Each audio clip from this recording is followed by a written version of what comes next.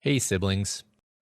This is an episode of Freeman Bros, one of our Patron-exclusive bonus podcasts where my bros and I get together to discuss various topics. In this conversation, our guest Michael brings to bear a lot of valuable knowledge and perspectives from his years of experience as a college professor. I personally found myself really wishing that I had access to this kind of information back when I was in high school or in college. So I'm distributing this in the hopes that one of you young people out there finds something valuable here.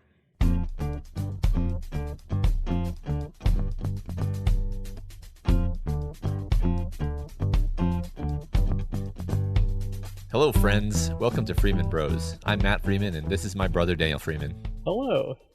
Daniel, what are we talking about today? Today we're talking about education again. Why are we doing this?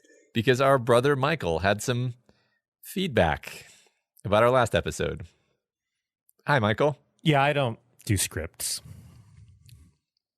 Okay, that's good. Thank you, Michael. Thank you for bringing just the right energy. Yeah, to this I just wanted to make sure that we started off with a good flow.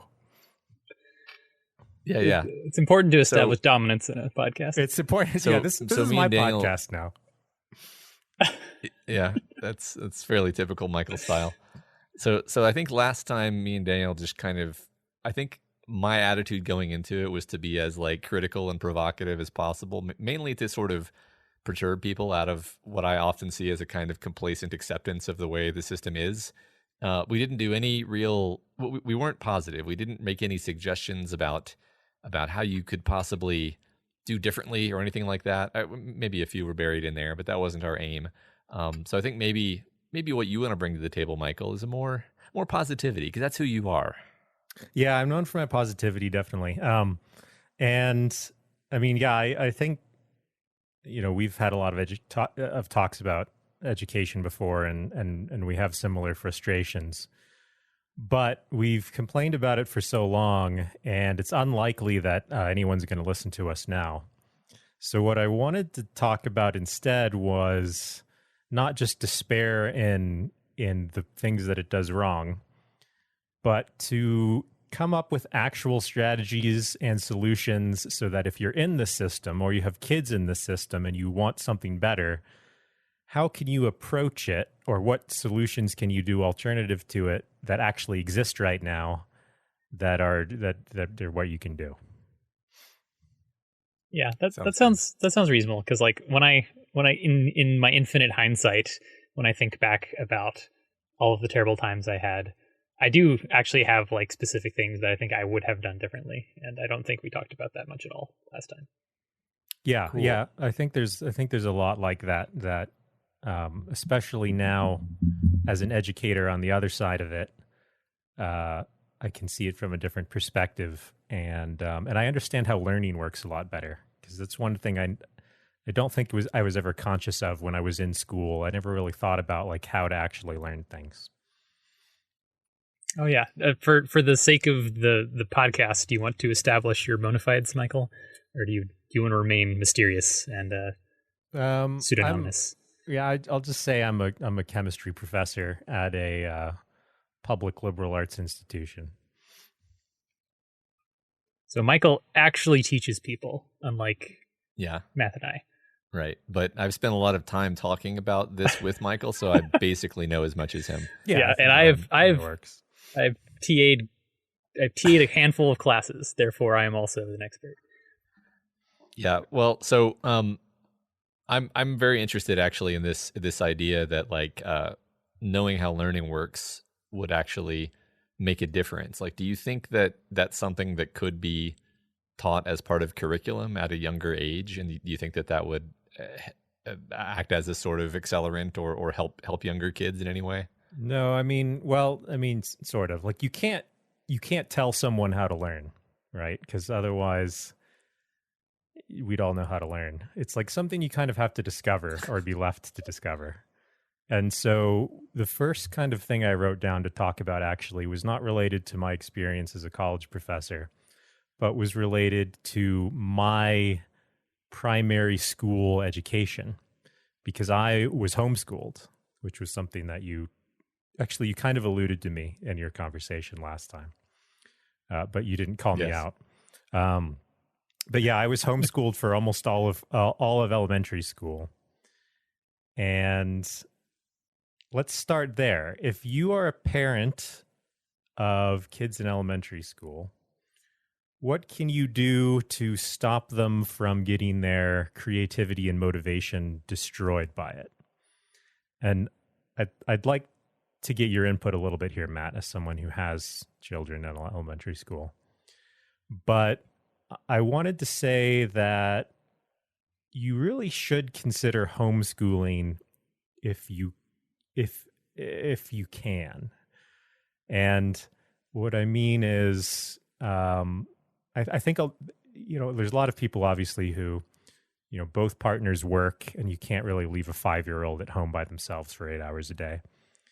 But if someone works from home, one of the parents works from home, or you have a stay-at-home parent and you've just been afraid of homeschooling because you don't think you can do a good job, like, you don't have to do anything. When I was being homeschooled, we ordered a curriculum from a private school in Maryland, which was called the Calvert School, which I did a little bit of research on actually for the podcast. And it was apparently like the first homeschool program ever, invented in like 1905. And it's since been kind of sold to some private company, so it's probably bad now. But there are other schools like this that exist that do homeschool programs. And basically they send you the curriculum, they send you the books or whatever for the year, and they send you a kind of teacher's guide, which was not actually for any teacher, but just for me to read. And it would have the lessons for the day, which would be like, read this chapter in your history book, do this worksheet from the whatever workbook. And I would just kind of do that on my own. And sometimes I would ask my mom for help on things, but because I hadn't already been indoctrinated into the school system where I just expected someone to have to tell me to do everything and to teach me something, I just kind of started off learning that you can just read things and figure things out on your own. And that's like really where the thread starts to get lost for students in the public education system, I think. Mm-hmm. Yeah, I think I agree with that, because you very commonly hear, as sort of a class turns against a professor over the course of either a semester or a school year or whatever, that the teacher's bad, they're not teaching me anything, I have to teach myself this stuff. And this happens like constantly when you're within the system and you're kind of feeling that you're being let down by some kind of educator. You start kind of forming this narrative. And now that I have enough distance from all of the terrible classes that I had and all of the professors that I saw classes turn against, I think I appreciate this even better than I used to. Like, I certainly in the moment would have been one of those people that was like, oh yeah, this person's terrible, they don't teach anything. When really it's like there's kind of like a whole constellation of things going on here where it's not really a professor's job to teach you something. They're really actually, their real job is to like make you excited enough about the thing they're talking about to like hook your interest, maybe, or just like show you the possibilities, or like be available to help when and if you're stuck. And like none of this is obvious to anyone that has gone through the gauntlet of public school, I would argue. And maybe this is kind of what you're getting at, Michael. Yeah, you're absolutely right. This comes to the first misconception of school, which is, I'll frame it as the truth, is no one can teach you anything. Okay, you have to learn it. So there's no lecture you can sit through, no super clear lecture you can sit through on anything, where at the end of it, you can just go and do it. Okay, there might be lectures where everything that was said made sense in the moment and you leave it feeling like you learned something, but you can't listen to a lecture on someone, say, teaching you blacksmithing and then go out to a forge and do it. So there's the first thing that you said. And you're right that no one gets that in school, because I was in the same boat as you, where I just wanted to feel like I understood what the professor was talking about. But after my undergraduate degree, I had no skills. I could do nothing useful. Maybe I'd memorized a few things, but really that's not what learning is. Yeah, it's sort of staggering how long you spend doing things in school without getting any skills. Yeah, well, a lot of it is sorting you and credentialing you, right? And we complained about that plenty last time, I think. But yeah, it's terribly non-optimal. And I think if your goal was to give yourself skills, there's obviously better ways to do that. I wanted to pull one thread that I saw sort of emerging from what y'all were just talking about. So like Michael basically described how, when you're homeschooled and you're just sort of like your day is like, okay, we're learning about this thing and you have books to read about it. It's self-motivated. And I think one thing about that, and you can correct me if I'm wrong, Michael, but one thing about that is that it's somewhat self-directed in a broader sense. And so you can maybe spend most of a day just like focusing on one thing. And that reminds me of summer school, college, because the summer school classes that I took were always so much more valuable, just like multiples more valuable than the classes I took during the semester. And maybe I'm weird. I don't think I'm weird in this way. I think it's that like when you're taking one or two courses over the summer and you can really care about what's happening in the class. Whereas when you're taking like 6 classes during the semester, and you have these teachers who are all like basically doing the thing you're describing, where they're like chucking the ball to you and saying like, you've got to teach yourself, kid. And you in the student position as an undergraduate, especially at a really big school, you're like, I've got 5 other professors chucking me balls telling me I have to figure this out. I can't care about all of them. And so you end up just sort of in a desultory fashion trudging through. Yeah, you're right. Summer classes are better, or maybe more broadly, the block system is better, where you have a class you're taking every day without a bunch of other classes. And if you think about how kind of your brain makes connections, it makes a lot of connections while you're kind of like letting these, like while you go to sleep, for instance. Why cramming doesn't lead to any long-term learning is because you kind of need to bring it up and let it kind of sit in the background. And so imagine like you go to your class, you start to learn some ideas from a lecture or by working out some problems or whatever it is you're doing in your class. But then in a normal school year, you end the class and now you have maybe 10 minutes to think about it while you walk to your next class. And now all of that leaves your brain for the rest of the day because you're overwriting it with your next class that you're going to be thinking about now. Yeah. Whereas in a summer class, you're thinking about it every day. So you're constantly like reinforcing those connections, and there's nothing else that is taking over that part of your brain, hopefully. Yeah. I definitely feel like I pretty much just became a professional crammer for my undergrad, high school and undergrad careers. It was more useful in undergrad because I was way more interested in the stuff I was actually working on, but it was still like the setup is this torrent of information that like if you want to get the credential and get the good grades and pass in a way that lets you move further along the credentialing ladder, it's like you kind of have to get really good at cramming. You kind of don't have time to spend as much time as you would for a like equivalent summer course. A lot of intelligent students make this mistake where they will take, say, 18 hours in a semester. And it's not a mistake in the sense that like it makes them get bad grades. It doesn't. Like usually they can handle it because they've gotten good at school. But they're doing themselves a disservice in terms of actually learning the content of their courses. And, maybe you don't care about that, and you just want to get your degree, in which case, like, you're kind of wasting your education and what you're paying for. But what you should do, first piece of college advice, is take summer courses, like Matt said. Take all your core classes in the summer at community colleges. We'll talk about that maybe when we get to college, because I think community colleges are great, actually. But let's not get too far ahead of ourselves. Sure. Let's go back to elementary school and what we can do there. Yeah.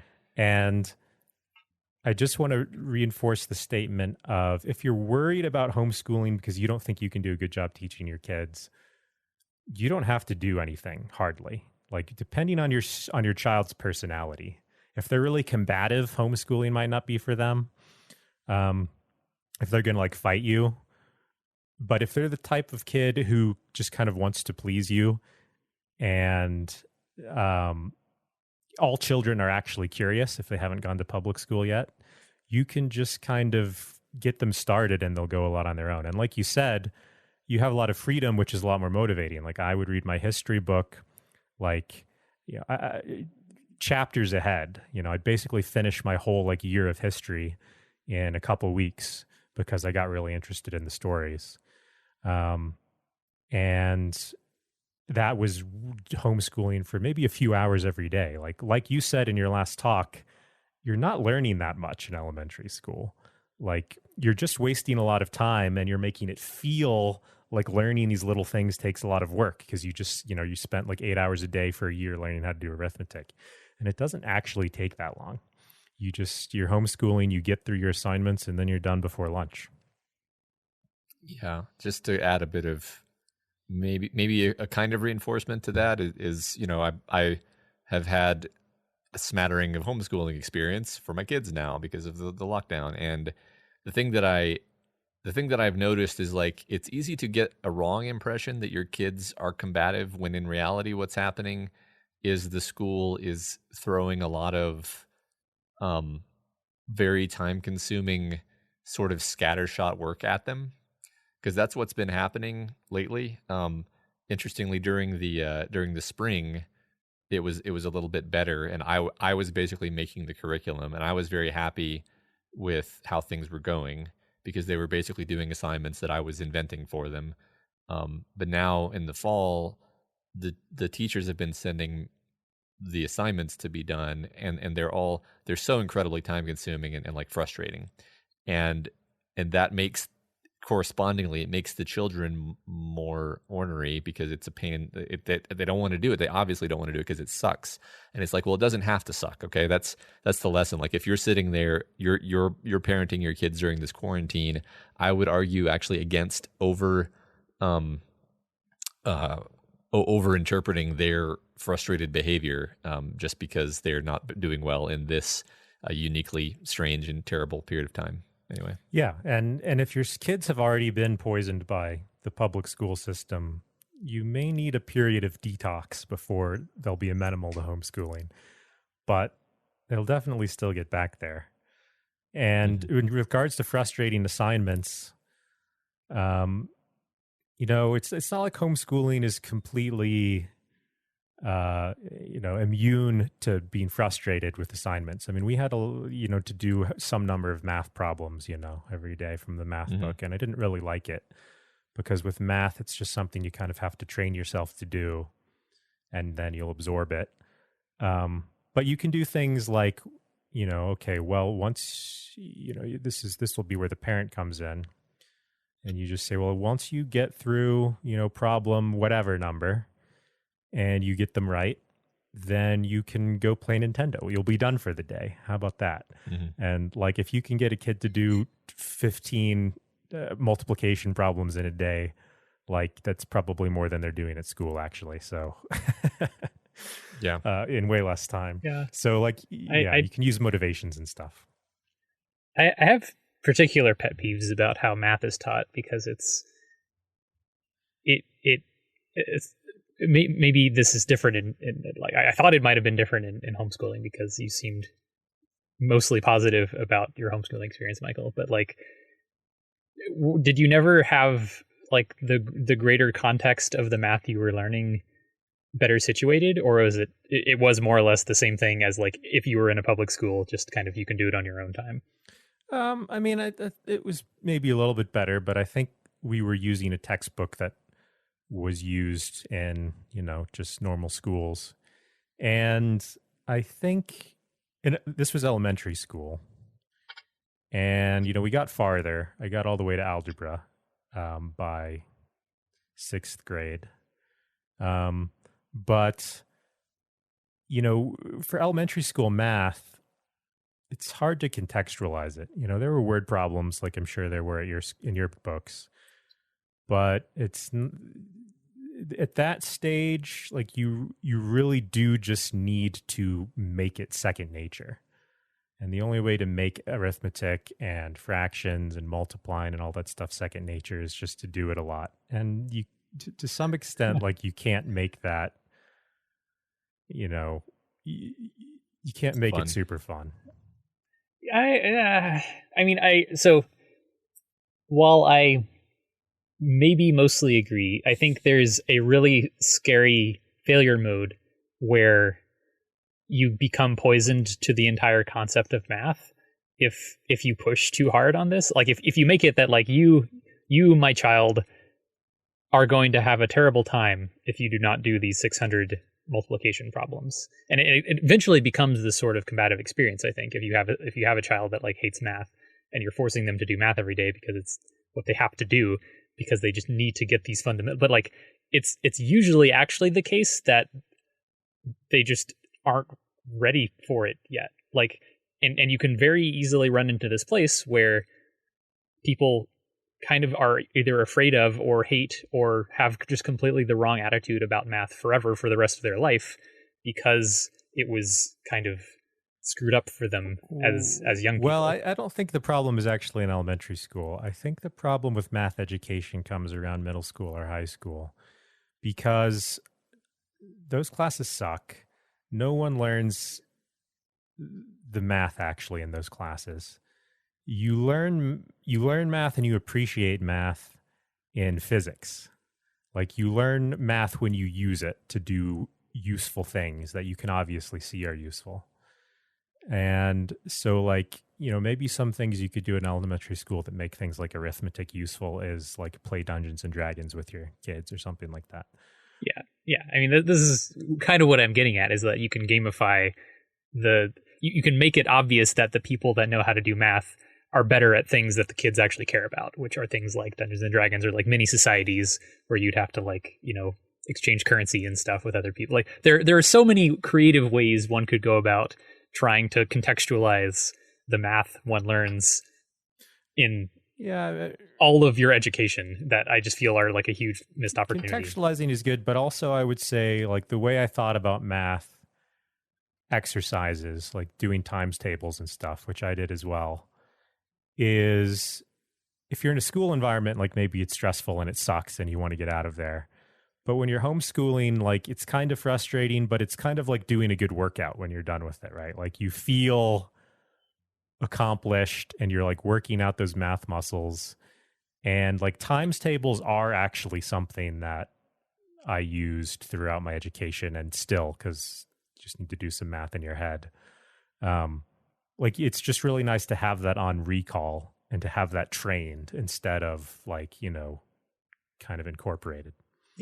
Yeah, that's fair. All right, go ahead, man. I was just going to add a little micro trauma story from school with multiplication tables specifically, where I would just get such anxiety about the multiplication tests because they were so they're timed, which adds pressure, and then you grade them, and like for some reason they did it in this way where it was like you had to rotate your paper between like your neighbor, and then your neighbor would grade it and you would grade theirs.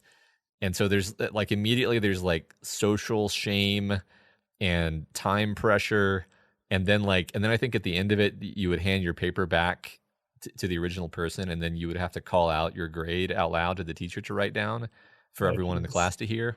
So it's basically a hazing ritual. I don't know if they meant it to be that way, but it ended up making me just extremely stressed out about the multiplication. And I don't even know if my parents know this, but I was like the worst in the class at multiplication tables for like the entire year that we were doing multiplication because I was so stressed out about it. And like, I think I still probably need to, do some psychotherapy or whatever to like not think that I'm bad at math anymore because of this experience. So like you can definitely screw a kid up with math. Yeah, just but you know, in, that's all. You know, none of that would be encountered in homeschool where you don't have that right. pressure. So it's not so much the material and the Yeah. exercises as the pressure you're feeling. And that does mess a lot of people up with math. Like if you are the person in your class who seems to be slower than everyone else, you say, "Oh, I'm not a math person," and you kind of internalize that. Whereas as a homeschool person, like I've never felt any shame about like asking questions in class or getting things wrong. I think because I just felt comfortable learning it when I was a kid. And like when I learned multiplication tables, my motivation, I remember, was my mom was like, okay, once you can, she had like flashcards for me or whatever. She's like, once you can do, 18 out of 20 of these, we'll go to Barnes and Noble and I'll buy you an eyewitness book, which was like this picture book of animals that I liked to get different versions of, which is a great thing to reward your kids with. Which right. more learning, right? But so I would I would like try it, and then just be like, oh, you didn't get it yet, and I'd practice more, and then I got it. The reward was right there. So I don't remember how long it took me. Probably like a couple days. Like so. You can make things positive, and then I felt really good about it afterward because I got my book and I learned things. Anyway, so let's not focus too much on elementary school. I don't know, unless you have something to add, Matt, about logistics with your kids, and it might be hard to homeschool in your situation unless you can work from home forever. No particular new color on that. I at some point on one of these shows I want to talk about the app that I made to help them learn arithmetic, but this is not that episode. We'll do that some other day. They're also at a Montessori school. They're at a Montessori school. Yeah. They do a lot of stuff where, I look at it and I don't quite understand whether or not I agree that it's valuable. But also they don't hate doing it, and so I don't really care that much. Like they do a lot of stuff that involves like grouping like beads into tens, and then like replacing the 10 beads with like a bead that signifies being a 10 bead, and building reducing a pile of beads into a 100 bead and 5 10 beads and several 1 beads, and like stuff like this where it's tactile and kind of occupies their senses in a way that's way more engaging for them, I think, than a worksheet. So there's a lot of that general sort of thing. They do similar things with like length instead of number also. That's the kind of stuff they do at school mostly. There's also worksheets, I think, sometimes. Yeah, it seems reasonable. So once you get to middle school, high school, my advice is actually still the same. Homeschool. And in fact, at this stage, like you don't even need any parental oversight, right? Like if you're a teenager, you can stay home and learn on your own. If you and I give this advice if your kid hates school but still maybe wants to learn things, like that's definitely what they should do. If they love school, then they probably won't want to homeschool. You have to be a little bit self-motivated. But the advice I would give, I assume, Matt, that all of your listeners are high school children. Correct. But I would say if you're a high school student and you feel like stuck in the school system and like it's prison, like kind of the three of us did, and that it's just a massive waste of time, just ask your parents if you can homeschool. And you can order a homeschool curriculum for a few $100s. And if they don't believe that you're going to be motivated enough to do it on your own, order it over the summer, and you can finish a whole year of school in probably 1 month if you're working on it consistently. But at least, work on it enough to show them that you're serious. And you can complete your whole year of school maybe even over the summer. And if you prove to your parents that you can do it, then you can do the rest of your grades at a leisurely pace throughout the year while working a job or taking community college classes for college credit to allow you to spread out your classes more so you don't have to take 18-hour semesters like we were talking about earlier. Like the high school time is completely wasted. Or just work on projects, like write a novel, start doing some hobby, whatever it is be one you of want those to do. kids that, be one of those kids that starts a company when they're 16 and sells it for enough money to buy a car by the time they're 18 or whatever. Yeah. So Michael, when did you stop homeschooling? I stopped homeschooling in 7th grade. And so how long did it take for the poison to set in? Probably by the 8th grade, freshman year of high school. When I went back to public school, I mean, first of all, I was like at least a grade and a half ahead in most subjects. But I stayed in the grade anyway because my parents, the reason I went back to regular school is because at least at the time, my parents were unsure of the prospects of getting into college with a high school degree. Or with a homeschool degree. So they wanted me to at least be in public high school to get like a normal degree so I could get into a college the same as everyone else. Now, these days, I don't think that's such a big deal. I mean, that's something you should research, but I'm not sure if that should really be a concern for you, especially if you have the option of taking college credit, dual college credit in high school. But that was why we went back. And when I first went back, I took all of the assignments really seriously, and I got hundreds on everything. And if I got things wrong, I would go and talk to my teacher and ask, why I was wrong and what my misconceptions were. And I was really interested in actually learning the things.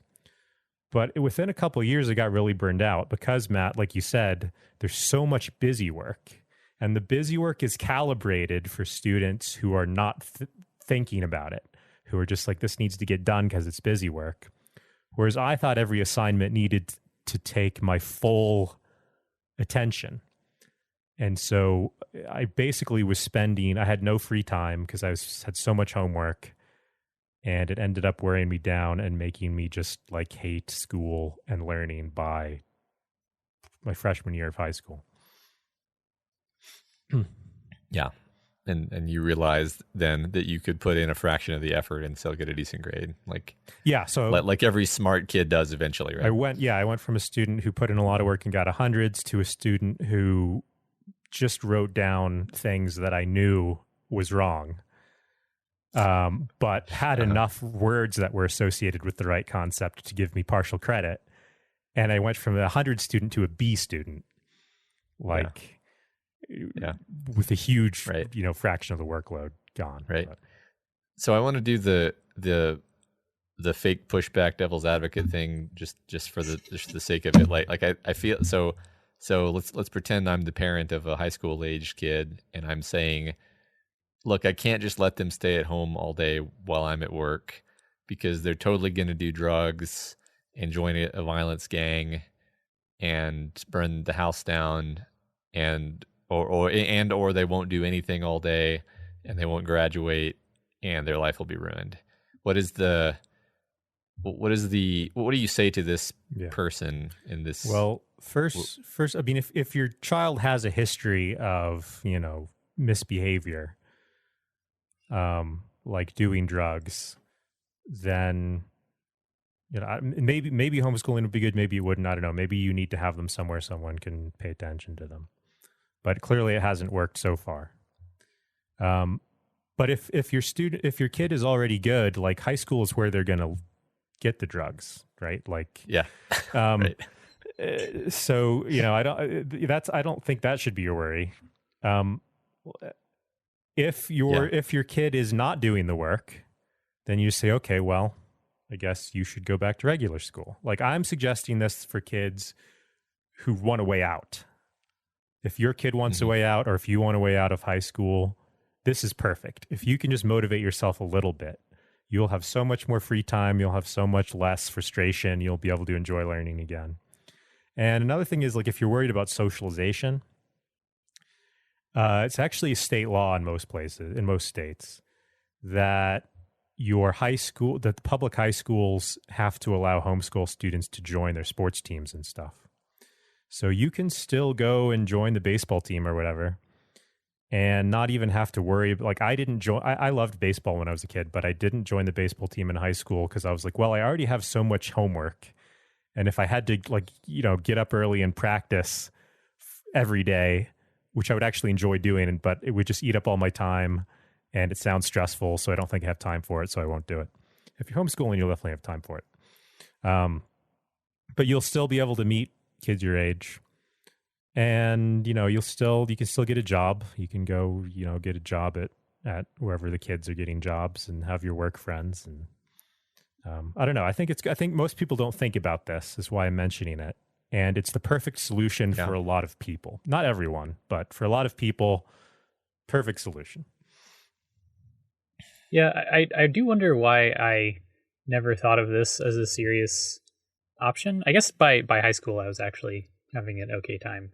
So at that point I didn't feel like I had enough friends that it was more than worth it to go to school to hang out with my friends, even if some of my classes were nightmares. And I feel like that's maybe a hard argument for a lot of people because they have like a very strong social support network at school that they would essentially only ever see in one-off extracurricular type things. Unless, if you could get it so all of your friends were also doing this thing, and then you could just hang out together when you're done with your comparatively much lighter workload, which is what college is, then maybe this would be great. But depends on your lifestyle. But I put it out there as an option because I think almost no one thinks of it. Yeah, I mean, it never crossed my radar even as a possibility. I don't know. Just because it popped into my head, do you have any thoughts on boarding school as a thing? I always thought it sounded cool in books, but yeah, I've never been to one. I don't know anyone who went to one. I think these days they're actually usually for wealthy people. But I think it would just depend entirely on the school, right? Yeah, right. It seems to. I've also heard. So I met one person from Exeter, and we talked about the phenomenon of these extremely high class, high price, rich people. I think this guy was actually a classmate of Mark Zuckerberg or something like that. Yeah, I think that's true. He was. But he basically said everybody there was doing drugs constantly, which is probably not the best thing to be doing. Yeah. So. Yeah. I don't know if that's just that school or if it is so much like prison that's the currency. I don't know. Well, I think I also think it's the sort of thing where you've got super rich kids who know they're going to be fine no matter what. They don't actually nothing matters. It's the sort of nihilism of youth multiplied by money. Right. So it's not surprising to me, honestly. Yeah. But that brings us to college, which I feel like I'm in the best position to say things about. And cool. The first advice I would give is what we mentioned earlier. So more generally, what type of college should you go to? Should you go to a 2-year community college first? Should you go to a 4-year primarily undergraduate institution, like a lot of the kind of liberal arts type schools? Or should you go to a 4-year university like we went to at Texas A&M, all three of us? And I think you'll all agree with me when I say you should not go to a 4-year university. I almost want to do the devil's advocate thing there. I'm gonna have to marshal some devil's advocated arguments for that though, because just knowing you and seeing how it is for you at your school, I'm just I just see no compelling case for going to a university versus that. Let me explain why. So okay. You might not know why. I didn't know why. I went to Texas A&M University because I'd heard of it, and so I assumed it was just as good of a school as anywhere else. It has a reputation. But here's the thing about universities is that you're going to be taking classes and you're going to be taught by either a professor who might be an expert in their field of research, but literally 0% of their job is thinking about teaching you your course. Those professors are hired for one reason, and that's to conduct research, to publish papers, and to get grants for the university, because they make a ton of money for the university by doing that. And they get a lot of prestige for the university by publishing in high-profile papers. Teaching is at most a footnote on their tenure application. If they're concentrating on designing a course, they're doing themselves a disservice, because teaching a course well is a full-time job. It takes a lot of time to organize your thoughts, to prepare assignments that are meaningful. And if you're doing that, you're not writing grants, you're not moving your research forward, and it's going to be really difficult for you to get tenure. So almost no one does. They take lecture notes given to them by some senior professor. They kind of go through a derivation or something on the board. We all know that going through derivation on the board doesn't teach you anything. And that's what your classes will be like. Yeah. You will have hundreds of students in your classes, potentially.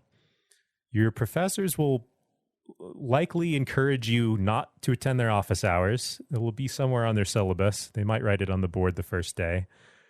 They don't really want you to, some of them might want you to come by, but enough of them won't that it will become the culture and you'll be afraid to. You'll think you're wasting their time if you go to them. That's the one type of teacher you'll have. The other type of teacher you'll have is a visiting professor from Russia or China, which are fine countries, but there's a lot of people with PhDs who are just looking for any line of work, and they'll come to work for 1 year. So just to have a job, try to get their foot in the door. Their passion is probably not teaching. This is probably the first time they've taught the class, so they're not going to do as good of a job as someone who's been thinking about the class for a long time. It's just, there's nothing good. Yeah, I'm thinking even of like people like your graduate advisor or my graduate advisor who did think of teaching as a thing they wanted to make important and focus on, but those two people still had to spend a huge amount of time managing their research, managing their graduate students, writing grants, writing papers, doing a lot of stuff that is not preparing for the class or teaching the class or you know.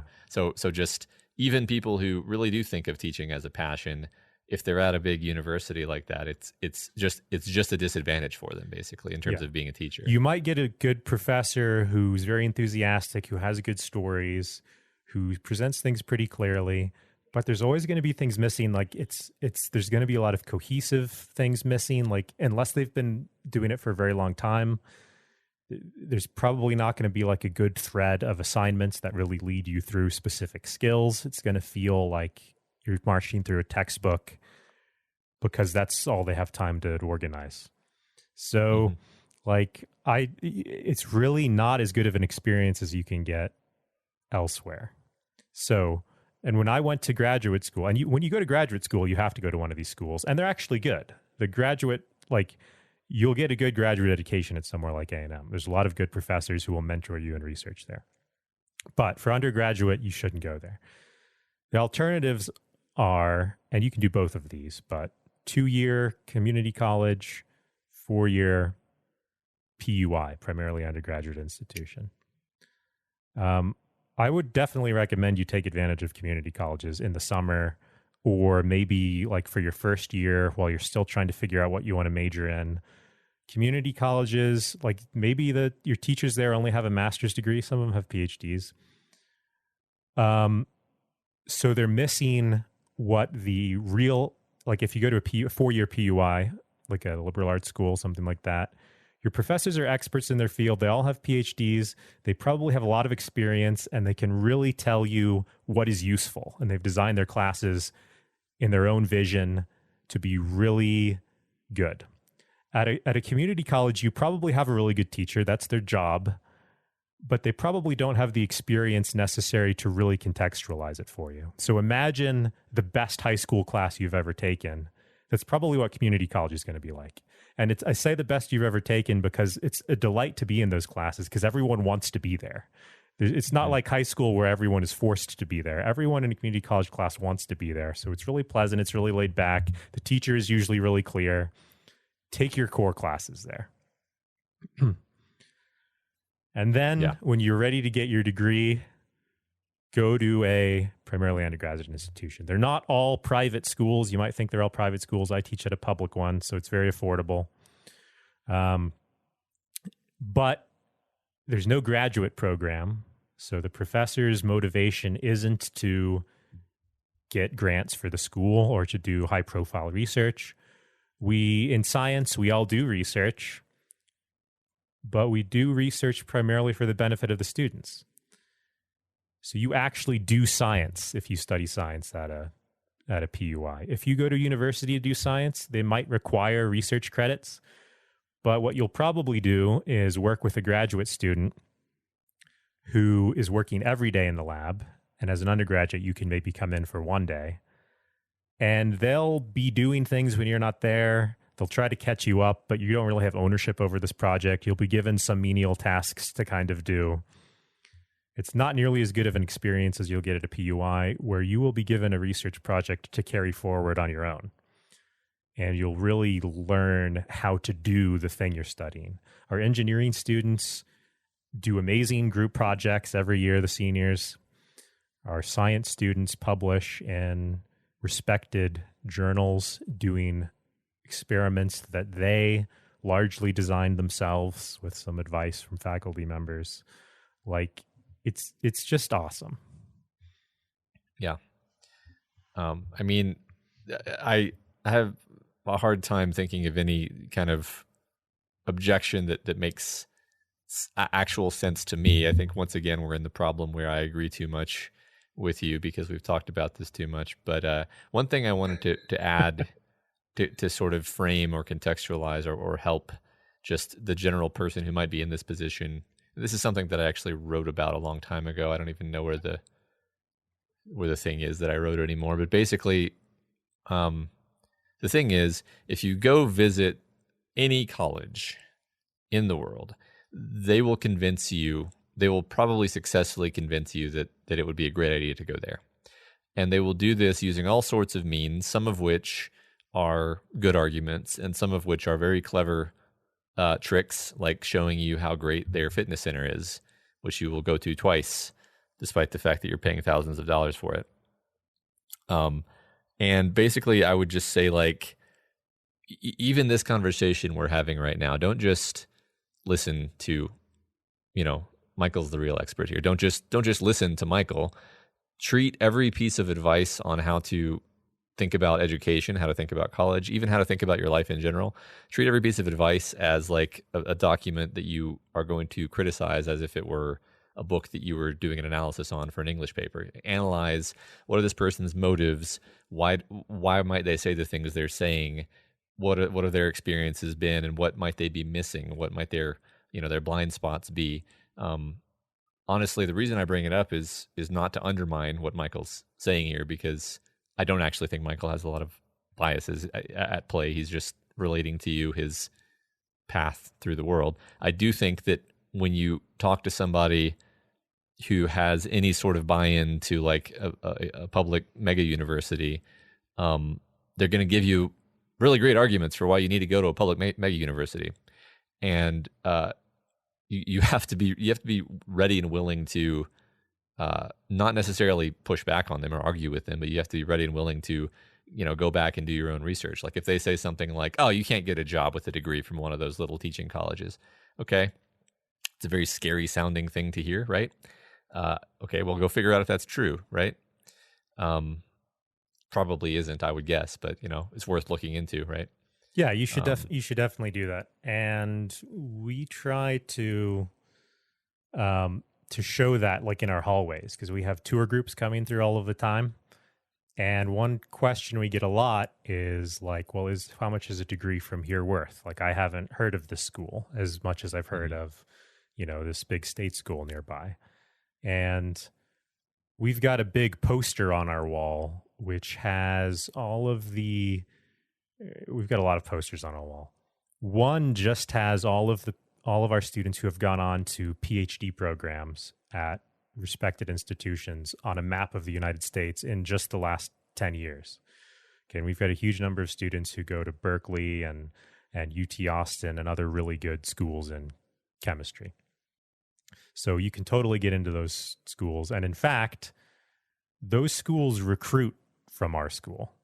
We've sent students to them in the past, and this isn't just my school in particular, but these primarily undergraduate institutions are all heavily recruited from for the most part. But we've sent students to them in the past. They're always impressed with how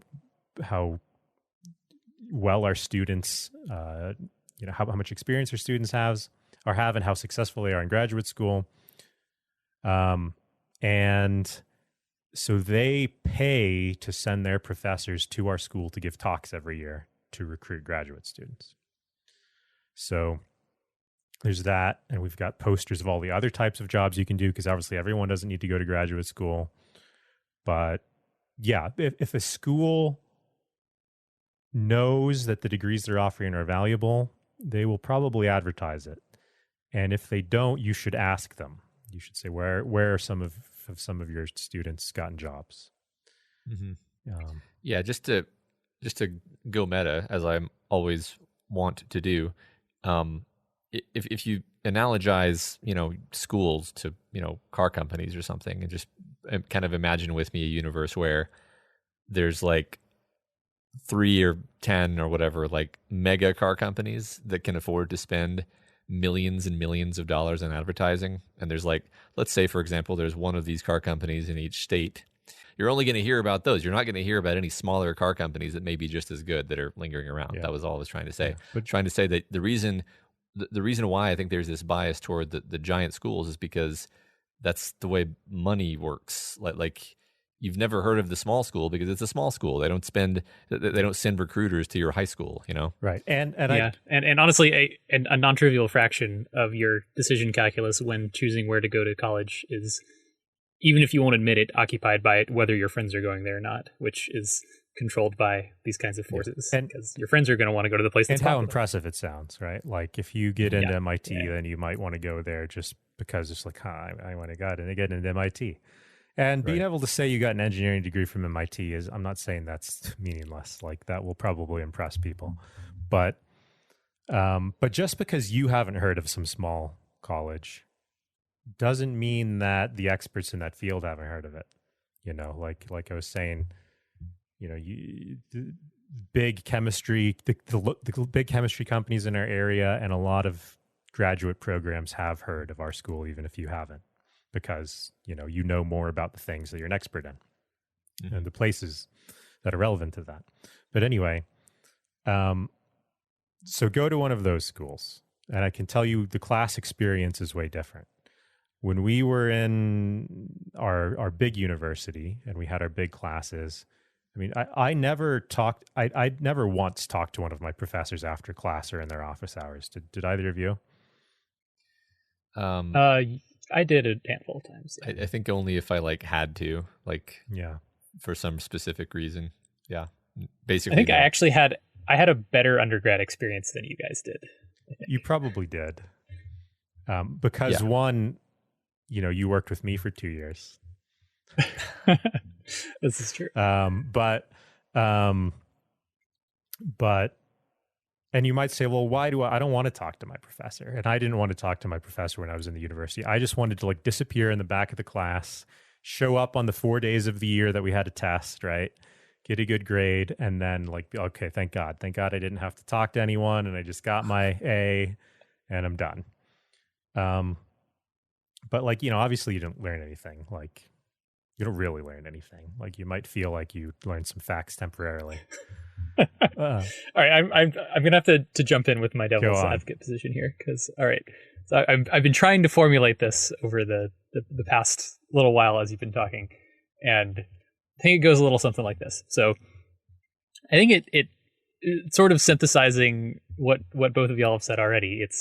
It's really entirely about what you're trying to optimize for in what you want out of your education, which honestly, as a freshman entering freshman to a college experience, you probably have no idea what you actually want, nor enough like life context to actually answer this question correctly. But I think you Michael are actually kind of hitting the right target of like, if you want the most bang for your buck in terms of a college experience that will, like, on average give you just an excellent learning experience, like, which will give you like life skills. Your classes will be largely great. You won't have absent-minded professors. You won't have can't promise you won't have absent-minded professors, but I mean, you'll always have absent-minded. Yeah, but like you'll have a more handcrafted experience, if you will. Well, then I like 100% agree that what that's I'm like optimizing for is not only the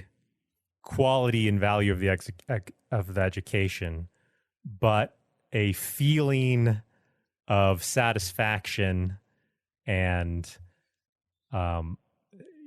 preserving your own sense of curiosity and being fulfilled by what you're learning instead of just chasing a piece of paper. Yeah. Okay. So that is totally a totally valid thing to optimize for. I think if large 4-year universities, big brand schools have anything going for them, is that they aren't entirely blowing smoke when they talk about like the power of their brand and whatnot. And there's sort of a non-trivial component to navigating your life trajectory that relies on these interconnected webs of brands and companies that know the value of the brand, and like the sorts of internships that you even know exist because a school is large enough to have something like a entire office dedicated to finding internships for their young people. Like there's some sort of network effect that a non-trivial network effect that happens at very large schools. And this networking effect actually gets better sort of the, more hand wave prestigious the schools become. Do you react to that? Do you agree or disagree? Yeah, I mean, in some sense, like, yeah, there's the big job fair, right? Like at A&M, if you were it's like an engineering or science major, there'd be a big job fair every year. And there's enough students at A&M that it's basically worth every company's time to send a representative down to talk to people, right? And you get kind of a contact, and maybe they even do interviews. I don't know. Matt probably did some of these. Yeah, I mean, my pushback would actually be, that's fantastic. If you're at the top of your class, you're definitely going to get 50 job offers if you're at the top of your class. But the game theory here is actually very bad if you're not in the top, whatever percent of your class. So I think that's true for Texas A&M. I don't think that's true for MIT. Probably. But so and I think this is the true power of the handwave prestigious school, because a lot of my friends in grad school went to these handwave prestigious schools for undergrad, and it just seems like their lives were easier, honestly. Probably. With the sorts of opportunities that were either just available to them as undergrads / the sorts of places that they just got into. Yeah. But how many total people go to, MIT, Caltech, Berkeley, Harvard, Yale, Princeton combined? Like, yeah. I mean kind of a lot. Yeah, but I mean, as a percentage is more what I meant. Like the odds of getting into an Ivy League school are not good. So it's not like you can just choose to go to MIT. I guess is what I'm saying. Right. I mean, it's your own story. If you're trying, Daniel, did you not get a perfect score on the SAT? I mean,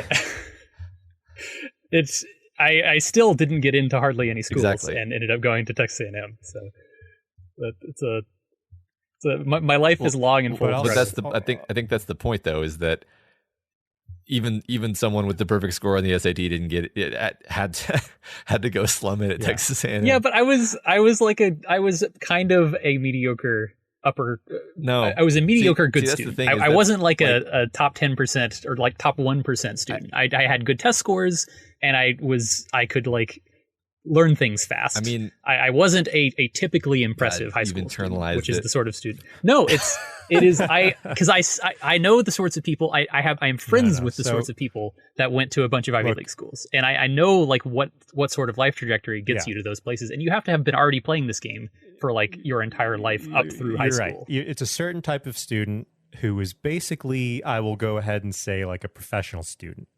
And if you can live with yourself as being the type of person who is motivated to put things on their CV, then maybe you can go through that path. And maybe being able to say that you have a degree from MIT or Harvard will impress people, and maybe it'll get you a lot of jobs if you're in one of those specific schools. But ultimately, you will be evaluated based on your performance at whatever you do. The further away you get from graduating, the less that degree matters. Oh yeah, I mean, I don't disagree at all. I just mean that like, if one can go to those kinds of waving hands prestigious schools, they are maybe worth it, even if all of the things you said are totally correct about like your class is not being quite as good because the professors don't care as much. It's because you are surrounded by people like you. You're surrounded by professional students, and your life will be greased by the sheer fact of everyone being constantly impressed by the fact you went to Harvard. Yeah, but what do you want to do though? It depends. Like if you want to make your connection of influential people and become a politician, you definitely want to go to those schools. And there's other reasons you might want to go to those schools too. But I think being motivated by the prestige and the connections is not a recipe for happiness unless you have a very specific goal that you're working toward already. And in terms of networking and getting jobs and stuff, let's go back to a school like A&M. Did you get any meaningful letters of recommendations as an undergraduate? You did, Daniel, because you worked really closely with my graduate advisor. Yeah, I mean, I worked really closely with your graduate advisor, and I worked really closely with a guy in the physics department. And both of those were like super solid letters of recommendation. And that was entirely because you took the initiative to seek out experiences that you didn't need to. Like you were the only person in the history of A&M to write 2 undergraduate theses because you were just... Literally, by the way. Yeah, literally. And there are 70,000 students at that school. For a year, yeah. Yeah. But... so that's a special case, but Matt, did you have I certainly didn't have any from any of my professors because I never talked to any of my professors, and I had to get them anyway. So they were all just very bland. Like, yeah, this person was in my class and they did their assignments. But if you go to a PUI, your professors will know who you are. They will know how you learn. They'll know what type of student you are. I have all sorts of students who, even if they don't necessarily get good grades in the classroom, maybe they're really good at solving problems in the lab or something like that. There's a lot of students like that, like us, who weren't that motivated in the classroom, but actually have a lot to offer. It's just that they've never really been given a chance to do anything, and we can give them a chance. And then we can write them really personalized letters of recommendation, and we can even give them better career advice. We could be like, hey, you are a good student in these ways, but if you actually want to go to graduate school, like, here's what it's going to be like. And I don't know if this is going to be something you're actually going to enjoy. And we can give more personalized connections. I've got, for instance, a contact at a national laboratory, a prominent national laboratory, who is always asking me and other professors in our institution for recommendations of people to hire as staff scientists. And they do that because I actually know the students that I'm recommending. I don't recommend students who I don't think would be good at it. And as a result, everyone they've hired from our school has been awesome and some of their best employees because we actually know who they are. And if they got a letter from a big school, that letter doesn't really mean anything. It's just someone who was in their class that they gave a grade to. So, the relationships and connections you get from a small school can be pretty good too. It's just in a different way. You don't get that general recognition, but you get much better targeted recognition. Yeah, I think I would agree. It's like higher average quality overall, but maybe with much higher variance at 4-year universities. Like there's long tails in either direction where you can have a lot worse of a time at a 4-year university, like big engineering school, and you can also maybe have crazy network effect things that might not happen at a school like yours, Michael. Yeah, I think that I've learned a lot from you two and from the way you've lived your lives, actually, especially relative to the person that I was when I was like an undergraduate in college, because I had this attitude that was very centered around credentialism, that I was there to get this degree, and that was the real reason I was there. I was there to get the degree. It was the education. Obviously, you need to learn the stuff so you can get the degree, and you need to learn the stuff so that you can use it in the career that you're going to have. But the purpose of being at the school was to get the degree, and it was very important to choose a degree that was going to be, a lucrative degree that would lead directly into a specific career path. And I had this all straight in my head. And the thing is, like, I'm not even poo-pooing that as a way of living your life. A lot of, in fact, I would say maybe most people who go to college do maybe they don't necessarily think about it that way, but that is the way it works out for them. They get the degree empowers them to get the job. They make a good life for themselves. Good for them. That's great. Fantastic. But basically, I distinctly remember giving both of you basically that advice, because you were Michael, you were shiftless and unfocused and didn't know what you wanted. And Daniel, you were younger than me, and you both basically said, "Thank you for your advice. We understand that you mean the best for us, but we're going to do things our own way." You both said that to me in different ways, but ultimately you then proceeded to like sort of carve your own career paths out of just like making a series of decisions that seemed right at the time. Sometimes you made decisions like, Michael, I remember at one point you switched your whole graduate research track, and I was like, oh my God, like this is gonna set him back so far. And it was like, no, it was like the best decision he ever made. I think having a better attitude, having a more like, you're steering the ship and you're responsible for your own outcomes attitude, versus like, I'm just here to get my degree. And that, I think, yeah, that's super important. And that's why I'm skeptical of Daniel's MIT argument, because like, seriously, so many people fall into this trap of, when you're growing up, of what does everyone want me to do? Like, what would my parents be proud of me for doing? What would people respect me for doing? Whatever it is. And MIT fulfills most of those things. And that doesn't mean that it's wrong to go to MIT. But you need to make sure you're going to MIT because you want to go to MIT and because you want. Oh yeah, I mean, there's a result of that. I 100%. I mean, there's a whole meme about people that go to MIT are used to being in the like top 0.01% of students around themselves, and then in the first year suddenly half of them are in the bottom 50% of the class, and this like destroys people. So it's like, yeah, totally, if you're going to do this to yourself, there are like psychological hazards related with doing it, but also the upside is kind of insane if you can pull it off. Never worry about what other people are going to think or value. Like going back to correct, like worrying about that when you're going to a PUI. Like, if you are enjoying it and you feel like you're getting something out of it and you're motivated to push it further, that won't just be a better experience. That will lead to way better outcomes, and you'll get a good thing at the end. Like, people will notice even if you're not doing it in order to impress them. Yeah, I think it's hard to internalize that as a young person who doesn't really in any meaningful sense feel like they have control over their lives yet. Like, I didn't feel like I had control over my education until like very late high school, maybe as a senior in high school was it the first time I felt like, yes, I'm choosing my own destiny.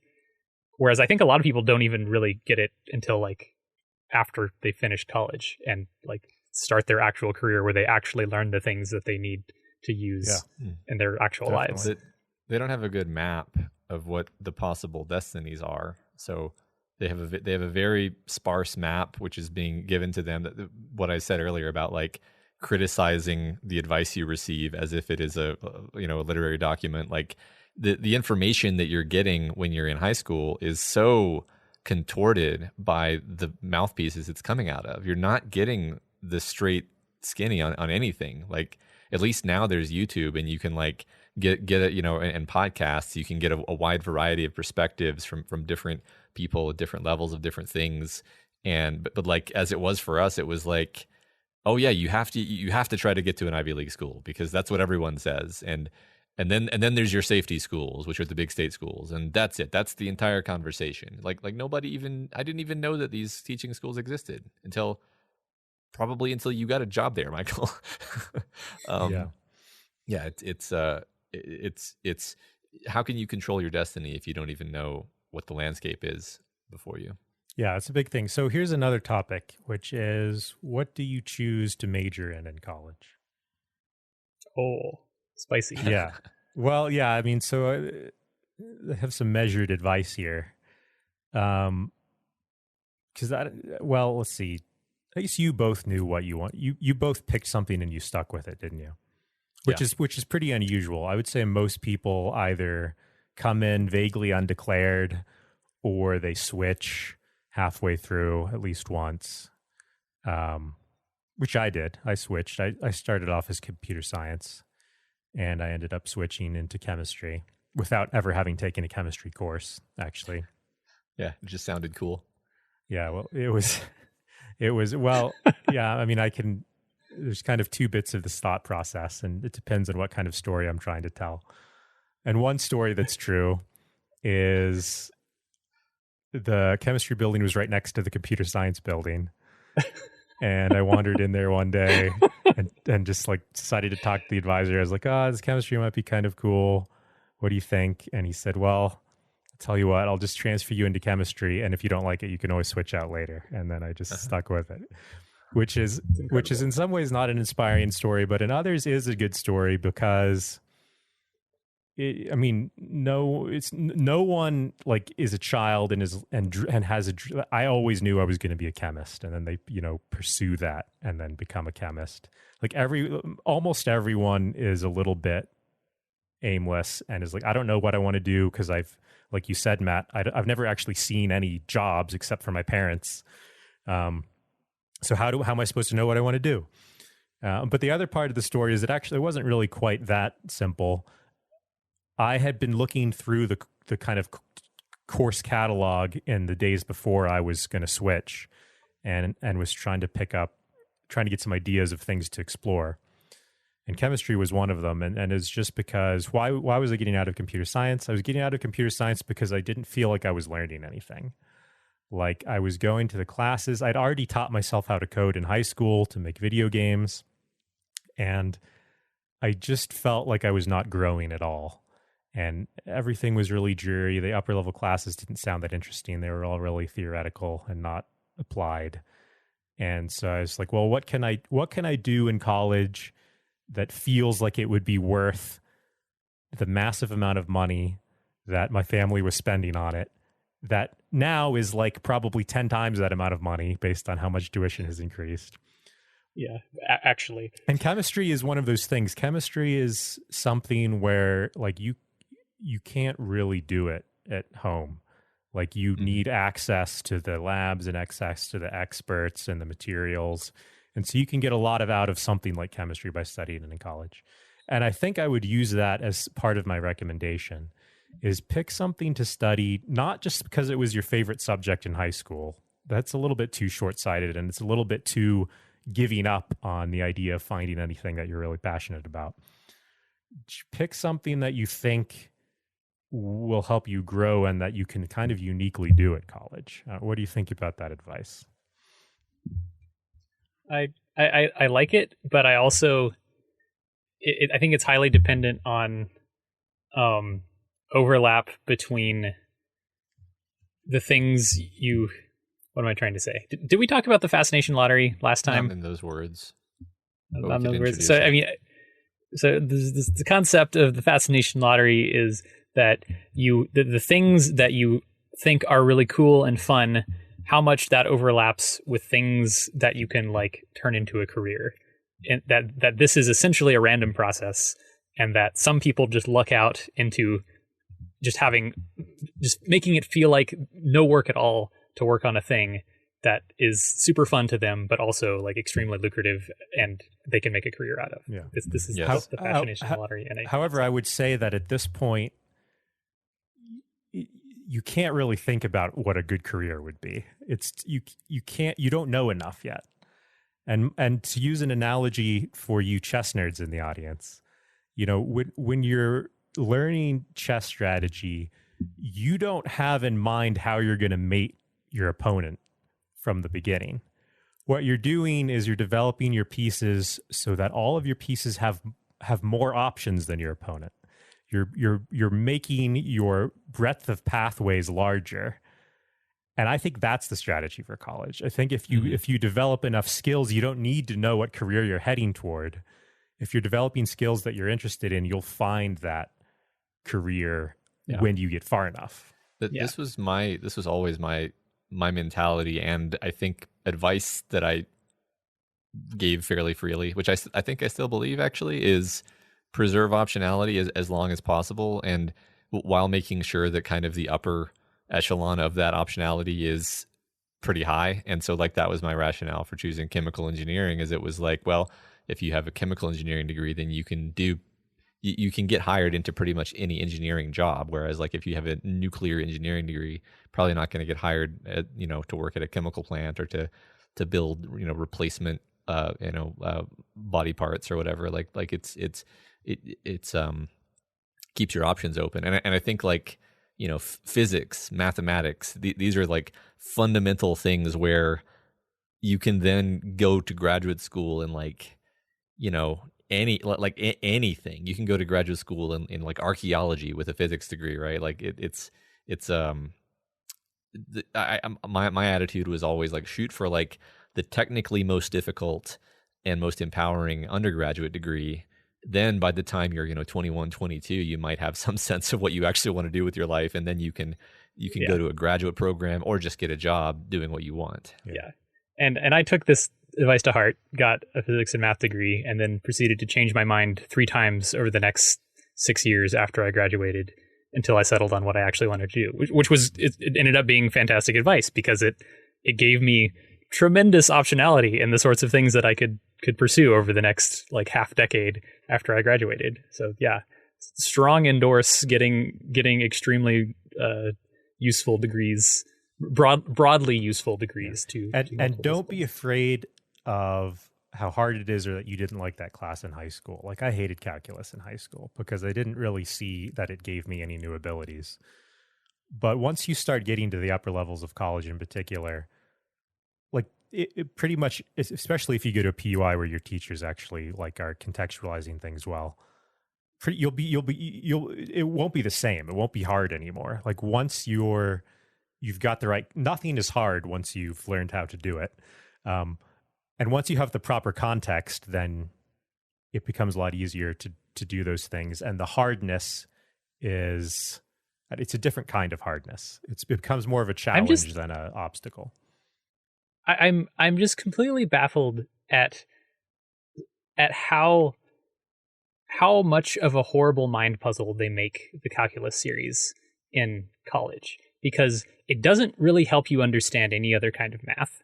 It doesn't really help you do anything because the actually useful calculus you learn is in like your physics courses or your engineering courses. And then by like calculus 3, you're doing these like horrible volume integral things by hand for like really weird shapes. And it requires many steps of like very carefully, perfectly doing like 3 pages of algebra and also calculus to do it correctly. And it's like, No one does that. No one's that. job is to do like we have computers that can do that. You're right, now. Daniel, and that could be a whole episode. But we're talking about solutions. I just had to go on my little calculus rant. I understand. I feel exact same way. I think you should learn linear algebra. Right. Well, yes. I mean, basic calculus, when I say basic, I don't even know what I mean exactly, but like calculus 1. A sufficient amount of calculus, diff-EQ, and linear algebra actually make you super powered. And then there's almost definitely math beyond that would make you even more super powered that I don't know about because I wasn't a math major. But like just that core of stuff, it is actually like people say you can't get smarter, you can't increase your IQ. I know you can't make yourself smarter in that sense, but like as far as I'm concerned, the only two things that you can do that really make you smarter is to learn math and to read a lot. Because when you read a lot, you get more mental models, you have more information. I don't know what smartness is if not that. And math allows you to just like magically sidestep problems that otherwise would have been impossible for you. Yeah. Because you just recognize the solution to things that people don't realize are solvable. And maybe this is the concrete advice, at least. So like, if you're in college and you have to take math courses, don't take the engineering math courses, because pretty much all of the math courses you see for the first like 2 years of college are broken, horrible messes that are essentially just glorified high school courses that are almost designed to weed out people. Those are the perfect classes to take at community colleges.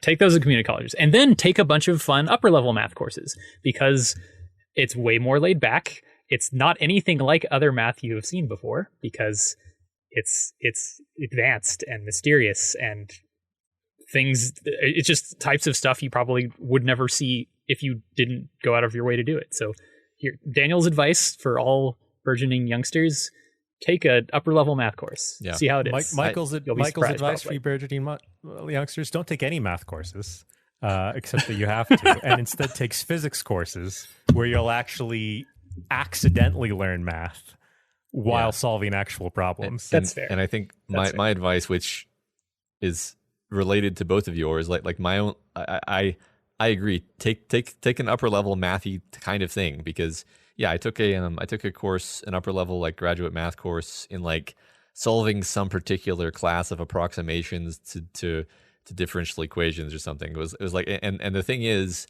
I've never had to actually do that thing in real life, but in the course of the course, you're introduced to like 50 different little concepts that you then keep with you forever. And they're like, it's like wizard school, and like you learn all the little magic spells, and it's like, what am I going to use with a spell that can turn a piece of straw into grains of rice? And then like later in the adventure, it turns out you actually absolutely needed to do that. That's kind of what it is. That's what math is. It's magic. Okay, but what if you don't want to do math? And first of all, you have to ask yourself, are you sure? Because math is pretty great. But there are other things that are useful if you have other interests, like writing, right? Sure. We all also enjoy writing. Maybe we sound like we're, stuffy technical engineers and scientists who look down on the liberal arts. And that's not true at all, actually. Yeah. I hope people know that I don't look down on the liberal arts if you're listening to this. We all have creative pursuits. Music and art and writing. I think all three of us do all of those things. And what if you want to do something like that? Well, writing is definitely really useful. Like, there's a lot of jobs where you have to communicate things. But I would, maybe feel free. I feel a little bit bad saying something like this. If you're, majoring in literature, maybe you have something to say about this. But if you want to be a writer and you want to really expand your scope of things you can do, then learn something besides just focusing on writing. Learn about, for instance, people who can write technical stories are in huge demand.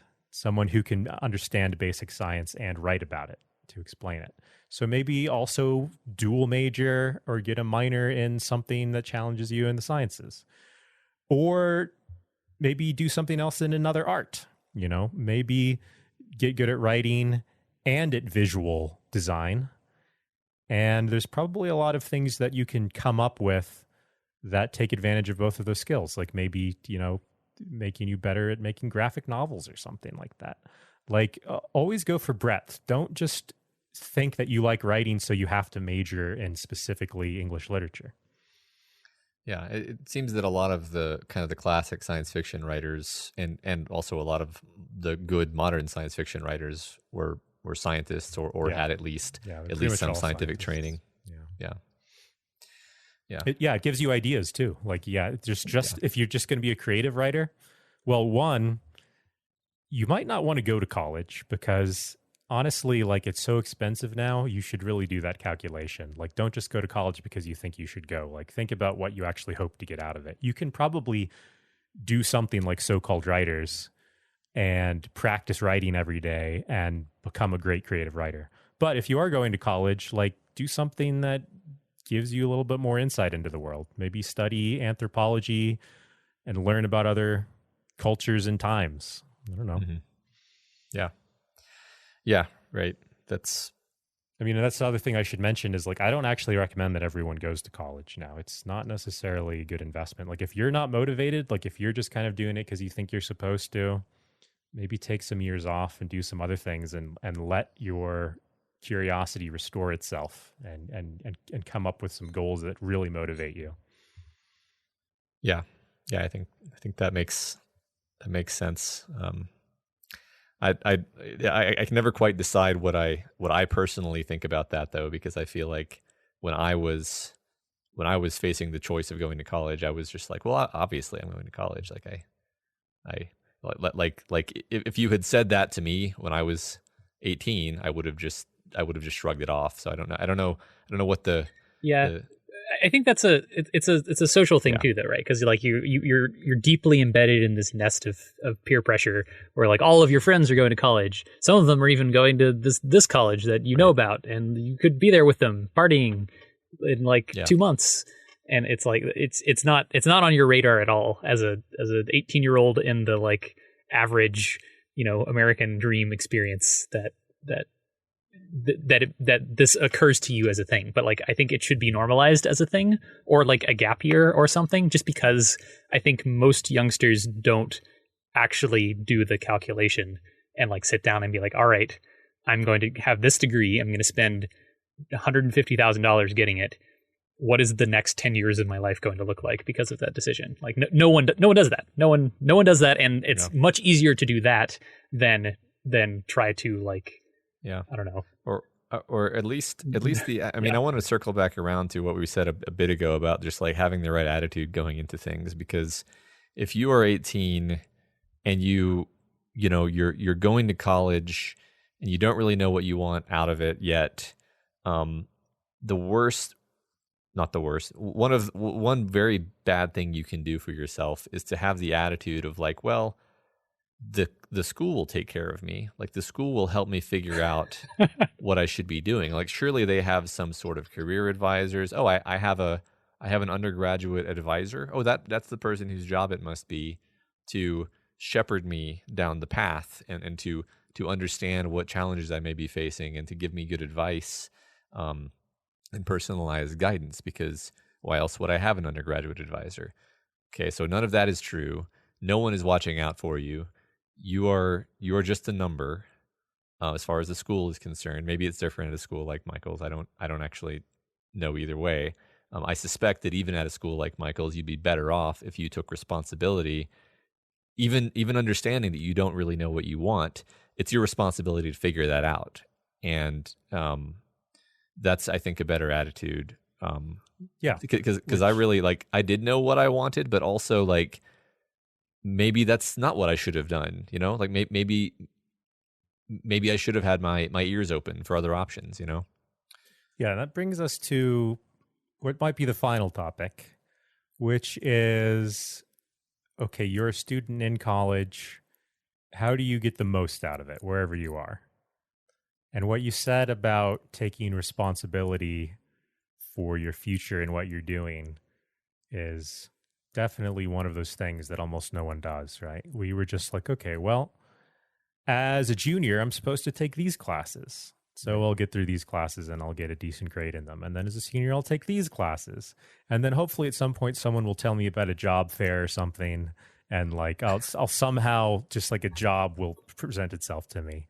Right. And then, I mean, often it's you just have classes set already. Like many degree programs, your course load is quite set well in advance, except for maybe a handful of electives, which encourages you not to think about anything. Yeah, exactly. And so I would say, if you've followed our advice so far and you're kind of taking classes and majors that give you a lot of options and are things that are motivating you and make you feel fulfilled and that you're growing and you're learning new things, then that's fine. And you should definitely pay attention to summer opportunities and stuff like that. But how do you make sure you're getting the most of your classes that you're taking? And that comes back to what we talked about at the beginning, which was like, no one can teach you anything. There's no class you can sit in and through osmosis become an expert. You have to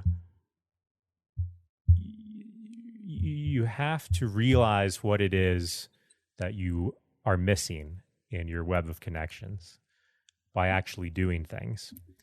And here's some tricks to doing that. If you can go to a lecture, go to the week's worth of lectures, and then maybe that Sunday evening, if you can then teach your roommates what you learned that week in that class, then maybe you've learned it. But what will probably happen is you're going to start explaining the things that you learned in the class, and you're going to start to realize that you've basically learned nothing. You don't know what the point of the thing is that you learned. There's some step missing somewhere. You don't know why you're doing this other step. You've misheard something, and the application is actually the opposite of what you think it is. Try to teach what you're learning. Identify what you're missing. See if you can figure it out on your own. And then if you can't, that's where you should really use your professor.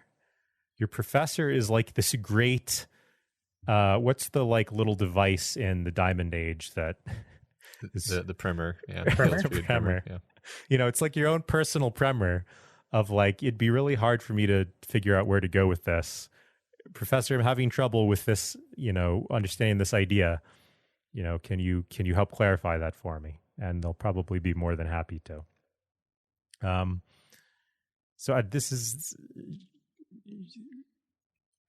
Does what I'm saying make sense here?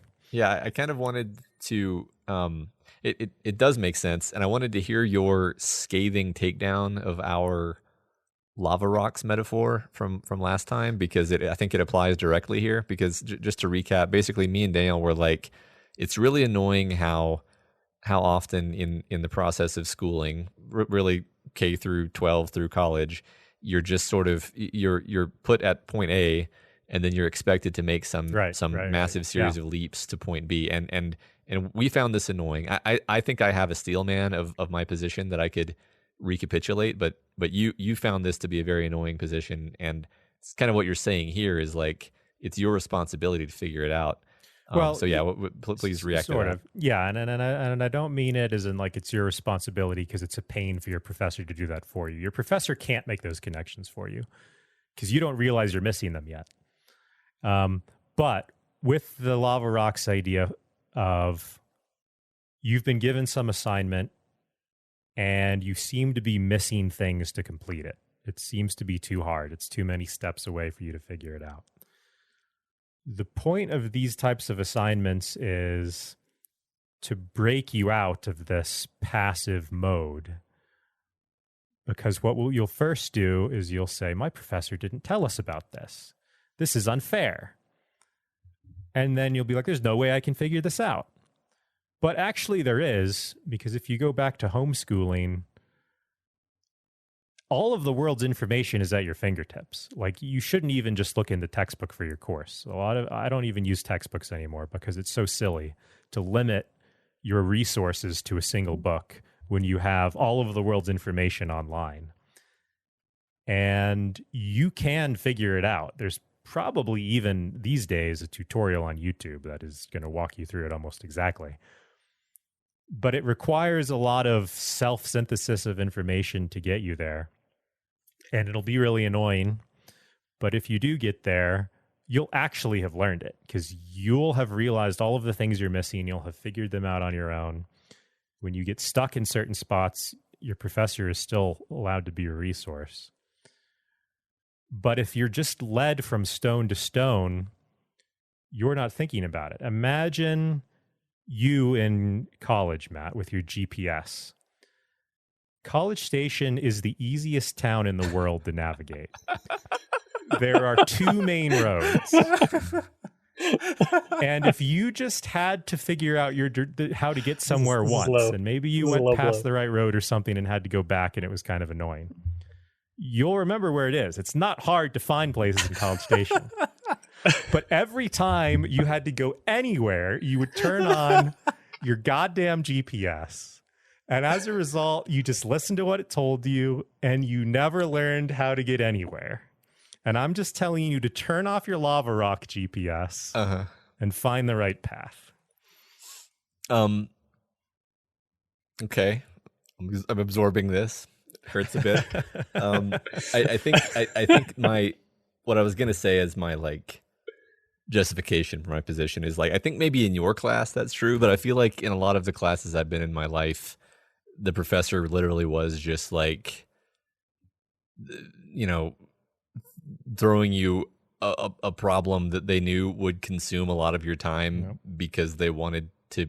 Doesn't matter. If a high school physics class was just the professor walking in on the first day and saying, all right, on the last day of class, you're going to take your catapults that you build, and whoever gets closest to this target, you know, if you can get within X feet of this target, you get an A. If you get within other feet, you get a B, whatever. All right, I'm out. And then he walked out of the room and made you figure all of that out on your own. See, that would motivate exactly. Me, that would be, but it's not because the lava rocks are too far away. He hasn't given you any lava rocks. There's a massive sea of lava, and you have to put down every single stone. My willingness to put down lava rock stones is directly proportional to how excited I am about the thing. And this gets back to the whole college students are juggling 6 things simultaneously. And I remember now, like I definitely expended tremendous effort manually laying lava rocks to figure things out for a handful of classes that I thought were super cool and in the moment enjoyed and was fascinated in. But for the classes that I wasn't super jazzed about, and which had professors that were kind of not helpful, even in office hours, who maybe their theory of mind about where we even were in the lava landscape was wrong. That can just be deeply frustrating because you're stuck on your little lava rock, and you can spend hours trying to lay stones to make progress and just make no effort. And you don't have time for that. You don't have time to spend 20 hours in 1 week working on one problem set for one class because you have 5 other classes that also have a bunch of things. First of all, never take 5 other classes because of this reason. Because you'll get annoyed at a class for not being able to cram for tests and pass it, because that's the amount of time you've budgeted. But if you actually want to learn anything, like, you have to struggle with it. Okay, and 2, you're right that it is the professor's sort of main responsibility to set up why what he's told you to do is important and what it means, right? Like, he has to give you the motivation for it. If your professor's just like, I want you to use a Markov chain to get from this number to this number, to this equilibrium situation. Then you'd be like, what is a Markov chain? Why do we want to get from this thing to this other thing? I don't understand. And if you don't get that from class, the first thing you should do with an assignment like that is that's the question you should go ask your professor in person. You should go, hey, I'm struggling to see the application of this. What is, and I get that when I was in high school and I asked my teachers that question, fresh off of homeschooling, I would often ask that question, like, what is the point? What is this useful for? They usually wouldn't know. And that was demotivating, and I just assumed that was always going to be the answer. It was just school for school's sake. If you have a decent professor, they will be able to tell you, at minimum. Yeah. If you're at an R1 and they can't, drop the class. Take it with another professor. Yeah, this for classes that are central and required to the major, this was often difficult. So it's funny because I think of one of my big examples of lava rocks being spaced too far apart as being like learning basically the algebra of the conic sections and the quadratic equation and all of these things where it's just like this barrage of things, and then the problems you're being asked on the test are like you're just like I think that was the first time in my life where I had a test problem and I was just like I have no idea, like I can't even start on this problem, and the funny thing is, Michael, you just told me the other day the reason we learn about conic sections is so we can be rocket scientists. That's the most exciting thing in the world. Yeah, well, yeah, and I'll clarify with tests are different. Yeah, If you're being given something on a test that is too many lava rocks away and you don't have access to the infinite resources of the internet, then it's probably not a very good test. The really challenging missing lava rock problems, those should be homeworks. Those should be something that you can think a lot about. And I think I've had positive experiences even with like take-home tests where it was like the pressure of knowing what a big part of the grade it was and having a fairly open-ended and difficult problem that I didn't automatically know how to solve prompted me to learn more than anything else in the course had up to that point. Yeah. And there's another reason you should go to a PUI, because at an R1, almost every class is going to be, there's 4 exams in this class and that's it. Mm-hmm. And they might assign homework, but they probably won't bother grading it unless they've been given a TA to grade it for them, because otherwise it's too much work. Whereas in a PUI class, you're going to have a lot of different components to it. You might have some really well thought out homeworks and projects and labs that are actually taught by the same person who's teaching the class, so it's all really well coordinated. So you'll get a lot more leeway for potential, assignments that don't quite land. Mm-hmm. But that's what you should do. You should make use of your professor. If you've really given your professor a chance, if you've just sat in lecture and not gone and asked him any specific questions, if you're just criticizing him because you're not getting it when he's talking to the whole class, you're not really doing enough yet. Go up and be like, look, this is what I'm really... You do the work of identifying what is confusing you. In many cases, it's something like, I don't know where we're going with this. I don't know what this is used for. Can you give me a nice example of what this is used for? And if you ask them straight up like that, most professors can answer. And if they can't, then, like I said, they might not. If you're probably at an R1, first of all, if they can't. By R1, I mean a big university like A&M, because they've probably never thought about the things they're teaching. They're only thinking about their research. If you're at a school like that and you have that kind of professor, drop the class and try to take it next year with another semester, with another professor, and maybe you'll get more luck. If you're at a PUI, I doubt that'll happen to you. Mm-hmm. People aren't really going to keep their job at a PUI if they're a bad teacher, because that's what they're being evaluated on. Mm-hmm. So, yeah. I also imagine that even just the step of, like you said, figuring out where your confusion is so that you can bring it to the professor is probably something most people don't even do. Yeah. Even that. I mean, I remember a lot of undergraduate courses where it was just the done thing that everyone would just complain about how unclear the course was and how bad the professor was and how stupid this was. And that was just, it was fun. It was recreational to do that. but and that made it difficult for it to even occur to you, like, oh, I should figure out what the problem is. I should solve this problem. You need to get there, and it's hard to do that because you don't have practice at doing that. Nothing else in the education system teaches you to think about how to figure something out on your own and to realize why you're not getting it. You just passively have to try to wait for the teacher to figure it out for you. But if you're at a PUI or even another school where the professor will entertain you in office hours, you could go and even get help on how to learn. I have students all the time, especially at the freshman year, who come in and say what you're saying. Like, look, I'm just not getting the class. And I'd be like, okay, well, what aren't you getting in the class? And they'll usually say, like, just everything. It's just all confusing. And I'll say, like, okay, well, let's start at the beginning. Like, you know, what is an atom made of? What is in the nucleus of an atom? And I'll just keep walking back, and eventually they'll be able to say something like, well, I know that there's protons in the nucleus of an atom. Be like, okay, good. And once you figure out you can lead a student to where they are, then you can start asking questions for them that they probably have and haven't realized. You're like, okay, well, what's the structure of an atom? Oh, well, there's a proton that's positively charged. There's an electron that's negatively charged. Okay, well, why is there a negative electron stuck to the atom? Okay, well, there's an opposite charges attract. Then the electron is negatively charged. The proton's positively charged. Okay. Well, why doesn't the electron, which is orbiting the proton, so to speak, is in a big cloud around the nucleus, why doesn't it just get sucked into the nucleus?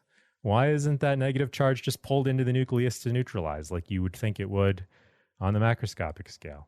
And then they'll be like, oh, I don't know. And then we can go into the quantum mechanics lecture, which explains that. But if you can set up the point where they're missing some knowledge and have them ask the question, then you can actually start to think about why you're learning what you're learning. And then you can try to get there on your own. You need to get to the place where you can go through it in your head like that. Well, what do I know? I know this and I know this. Okay, well, what would happen if this was the case? Well, that's weird. Why does that happen? That doesn't make sense. I must be missing something. Then go ask that question. Was that a long-winded story that can't be grasped unless I'm just like sad that I never talked to my professors now, you know, like like it never seemed like an option, honestly. And I mean, I do hope that someone hears this who's in a position to use it, because it's like, man, like what a waste of time to go through week after week after week, just like struggling and self-flagellating, when like there's someone right there who'd be perfectly happy to be like, well, okay, step back for a second, think about it this way. I'm gonna blame it on the like utter inversion of what grades mean for your entire education, where like why is it that we see getting things wrong on a test as bad? Like it's because, you know, if you get a bad grade, then you get a bad grade in class, and then your futures. But it's like, actually, that's just an opportunity, right? Like it means there's something you didn't understand, and now you can understand it. And better. the ideal, like that's how you should. That's how it should be. And right? I feel like if you were taking like two classes at a time concurrently, like, or speaking for myself, I feel like if I had always been taking 2 classes at a time concurrently at most, then I would feel that way about tests, because I would be like, oh, okay, I need to go talk to the professor, figure this thing out, and then I'll be on track. But like when you're taking 6 classes at the same time and you get a 43 on an OChem test, you're just like, welp, I guess I don't have enough time to learn OChem. Oh, well. Yeah, so here's some other nice things about classes at PUIs. Here's some of the things I do. And people do all sorts of crazy things at PUIs for their classes because they're trying to make the best experience possible that allows you to make these mistakes, because we all know that, like you said, the tests aren't to just punish people. They're to show you what you don't know, to help you start to think about how to learn things and what you're missing. And exams are a good way to do that, because a lot of times students will go into the first exam and they'll be like, yeah, when you were talking, I understood everything you said. I'm going to ace this exam. And then they go in and they have to sit there and it's quiet and they can't look up anything else. They can't go back to the lecture notes. And they're like, oh crap, I don't know how to start this one actually. Mm-hmm. Oh, I don't know how to start this one actually. So what I do for my freshman class is I have test weeks. When it's time for the first test, I give them something that looks exactly like a test. We sit down, we take the whole class period for them to do it on their own. It's timed. It's in the same format as the test, but it's not a test grade. It's basically a practice test that is like a small quiz grade. And during that time, that helps everyone realize what they don't know. Yeah, that's amazing. Then on the Wednesday of test week, I put them into groups of 3. And you might be saying, oh, Michael, you're using group work. I know that that's dumb. I hate group work. But the point, this is group work where there's no product that one person is going to end up doing the whole thing of. This Right. is group work that is just about articulating ideas out loud and trying to come up with solutions to them. So I give them the test back with graded, but not with the right answers. Each group has to discuss each question, come to a consensus on which one is right, and then write their answer up on the board with every other group, not labeled, so you don't necessarily know who's putting what up there. And then if different groups come up with different answers, they have to lead a class discussion to try to figure out what the right answer is. They're all motivated to do this because they all want to know the right answers, because the actual test is coming up on Friday. And they're going to have all the same types of questions, although not exactly the same questions. So they need to know what they got wrong. So they've been confronted with the problems. They know what they do and don't understand now, which is not easy to do.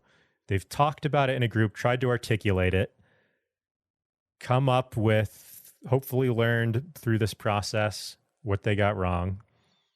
They can't just wait for me to give them the answers, because I'm going to make them come to a consensus. And then they can go and take their actual test with a lot more confidence and knowing what's going to be on there. So that's one thing that you can, not everyone's going to give you a practice test at a PUI, but we all do things like that, things that are different, things to try to actually teach you the material and not just weed you out. Yeah, I mean, you're just making me angry because I'm just reflecting on like the alternative reality, which is in a whatever normal school, whatever word you want to use, big university, where it's just you just take the test, you get your grade, you see, oh, I got these wrong, and then you look for a second at the right answer, and you're like, okay, yeah, I guess I see why that was the right answer, and then you don't think about that anymore. Or even worse, there are frats that have test banks of the historical tests of this particular class going back 2 decades, and all of them know exactly the kinds of questions that are going to be on the test, but you don't, because you're not in a frat. Yeah. You don't. Yeah, and other things like in my PChem class, which is an upper level class with 7 students in it currently, I'm giving oral exams. I have a 30-minute block with students, and they have to explain things out loud to me. And that sounds scary. And the first one usually is. But everyone likes it because you really realize what it means to learn something when you have to try to explain it to someone else, or when you have to try to work through something on the board live. And moreover, you have the opportunity to actually tell me what you do know. Maybe you don't know the actual question I asked you, but if you know something about the underlying principles, you can start there. And if you've got most of it, then you get most of the credit. It's not like you get a written exam and it has one question on it, and you're like, oh crap, this is the thing that I was the least comfortable on. Yeah. So you just get all of these different experiences that really help you think about things from different angles, and the goal of all of them is to actually try to teach you.